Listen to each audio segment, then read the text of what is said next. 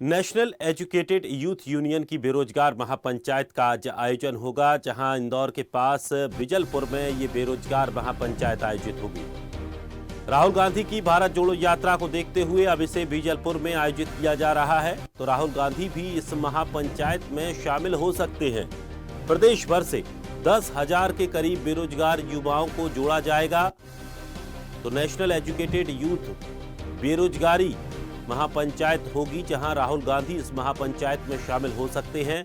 बड़ी अपडेट आपको बता दें, बेरोजगार महापंचायत का आज आयोजन है।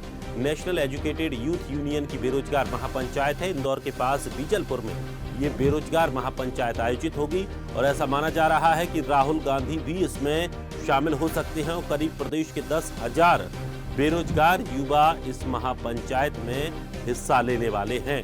तो राहुल गांधी की यात्रा को देखते हुए इसे बीजलपुर में शिफ्ट किया गया है, क्योंकि उनकी यात्रा के रास्ते में से ही ये स्थान पड़ेगा और ऐसा माना जा रहा है कि राहुल गांधी इस यात्रा में भी, इस महापंचायत में भी शामिल हो सकते हैं। और इस खबर पर अधिक जानकारी के लिए हमारे सहयोगी दुर्गेश गुप्ता हमारे साथ लगातार बने हुए हैं। दुर्गेश, आज बेरोजगार महापंचायत का आयोजन भी हो रहा है, क्योंकि राहुल गांधी की यात्रा भी उस जगह से गुजरने वाली है और ऐसा मानना जा रहा है कि वहां से राहुल गांधी उस पूरे बेरोजगार जो महापंचायत का आयोजन है उसमें शामिल हो सकते हैं। किस तरह से ये पंचायत का आयोजन किया जा रहा है, किसके द्वारा ये आयोजन हो रहा है और क्या कुछ इस आयोजन में कार्यक्रम रखे गए हैं?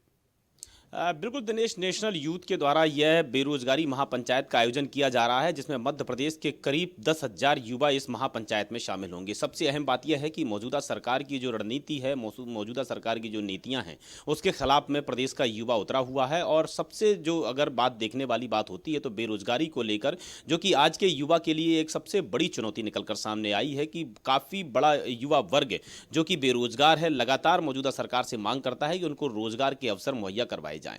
इसको लेकर आज एक महापंचायत का आयोजन बिजलपुर में किया जा रहा है, जो कि इंदौर के पास में है। और चूंकि आज इंदौर में भारत जोड़ो यात्रा भी प्रवेश कर रही है और इंदौर के स्थानीय कार्यक्रमों में भी भारत जोड़ो यात्रा के जो नेतृत्व कर रहे हैं राहुल गांधी, वह शामिल होंगे। इसी के साथ साथ में जो बिजलपुर में होने वाली महापंचायत है, इस पंचायत पर भी राहुल गांधी शामिल होंगे और प्रदेश के युवाओं को मौजूदा सरकार की जो नीतियां हैं, मौजूदा सरकार के जो कार्यक्रम हैं, जो योजनाएं हैं, उसके फेल्यूर को बताएंगे राहुल गांधी। प्रदेश के युवाओं को इस युवा महापंचायत में दिखाया जाएगा कि आखिरकार किस तरीके से एक बहुत बड़ा वर्ग, बहुत बड़ा समुदाय बेरोजगारी से जूझ रहा है। उसके पास रोजगार नहीं है, रोजगार के अवसर नहीं है, नौकरियां नहीं है, नौकरियां पिछले काफी समय से नहीं निकाली जा रही हैं। इसको लेकर राहुल गांधी इस महापंचायत में शामिल होंगे और उसको संबोधित करेंगे। जी लेकिन दुर्गेश, जिस तरह से देखा जा रहा है कि लगातार जैसे जैसे यात्रा आगे बढ़ती जा रही है, सियासी गर्माहट भी बढ़ रही है। बीजेपी का क्या कुछ अभी तक और कुछ तमाम जिस तरह से निष्कर्ष यात्रा को लेकर निकला है, क्या कुछ निष्कर्ष और निकलकर सामने आया है? बिल्कुल स्पष्ट तौर से अगर देखा जाए तो भारत जोड़ो यात्रा को लेकर आरोप प्रत्यारोपों का दौर जरूर शुरू हो गया है। जिस तरीके से आपने जिक्र किया कि सियासी गर्माहट बढ़ती जा रही है, भारत जोड़ो यात्रा जैसे ही आगे बढ़ती जा रही है, वैसे ही सियासी गर्माहट भी देखने को मिल रही है।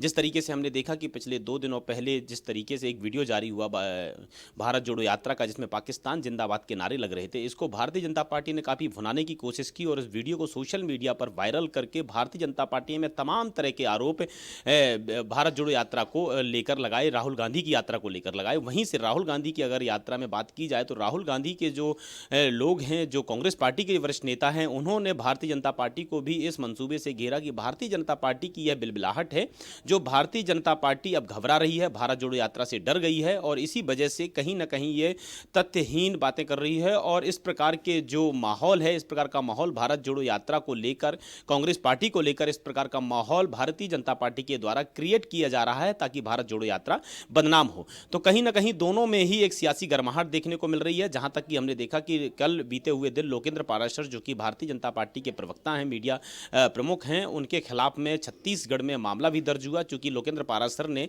अपने ट्विटर हैंडल से वह भारत जोड़ो यात्रा के दौरान पर जो पाकिस्तान जिंदाबाद के नारे लगे थे, ट्विटर हैंडल से वह पोस्ट वायरल की थी। तो कहीं कांग्रेस पार्टी ने आरोप लगाया था कि यह भारतीय जनता पार्टी डरी हुई है, इस वजह से भारत जोड़ो यात्रा को बदनाम करने की की एक साजिश रची गई है भारतीय जनता पार्टी के द्वारा। इसी के साथ में अगर देखा जाए तो जैसे आगे भारत जोड़ो यात्रा बढ़ती जा रही है, उसी क्षेत्र में, उसी जोन में भारतीय जनता पार्टी के तमाम जो वरिष्ठ नेता हैं, बड़े नेता हैं, जहां तक कि मध्य प्रदेश सरकार के मुख्यमंत्री शिवराज सिंह चौहान, वह भी उसी क्षेत्र में अपने कार्यक्रम वहां पर कर रहे हैं। चाहे हम खरगोन की बात करें, खंडवा की बात करें, बुरहानपुर की बात करें, वहां पर लगातार शिवराज सिंह चौहान 1 या 2 दिन के अंतराल में वहां जाते हैं और स्थानीय कार्यक्रमों में शामिल होते हैं। इसी के साथ में यदि संगठन की बात करें तो संगठन के जो प्रदेश अध्यक्ष है BD शर्मा भी लगातार नजर बनाए हुए हैं। तो कहीं ना कहीं भारत जोड़ो यात्रा के दौरान पर सियासी गर्माहट जरूर देखने को मिल रही है, चूंकि यह इस भारत जोड़ो यात्रा को आगामी 2023 विधानसभा चुनाव से और आगामी 2024 लोकसभा चुनाव से जोड़कर देखा जा रहा है। तो कहीं ना कहीं भारत जोड़ो यात्रा का किसी प्रकार से कांग्रेस पार्टी को फायदा नहीं हो, इस वजह से कहीं भारतीय जनता पार्टी भी तमाम तरह के आरोप लगाते हुए नजर आ रही है। जी चलिए, शुक्रिया दुर्गेश हमारे साथ जुड़ने के लिए।